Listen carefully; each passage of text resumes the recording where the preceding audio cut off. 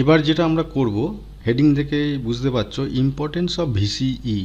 VCE মানে voltage difference between collector and emitter, মানে এই পয়েন্টের আর এই পয়েন্টের ভোল্টেজ ডিফারেন্স।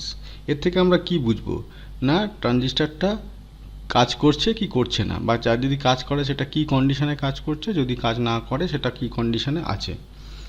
তো সেই জন্য এখানে বলা হয়েছে যে why VC is so important, because it tells us whether the transistor is defective, working in cut off, or in saturation, আর ওয়েল ইনটু স্যাচুরেশন। এই তিনটে কন্ডিশনে আমরা বুঝতে পারবো, জানতে পারবো, যদি আমরা ভিসি ভোল্টেজটা মাপি, ভোল্টেজ ডিফারেন্সটা মাপি।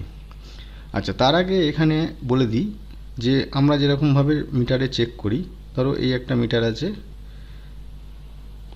এখান থেকে ব্ল্যাক স্পট, এটা রেড স্পট।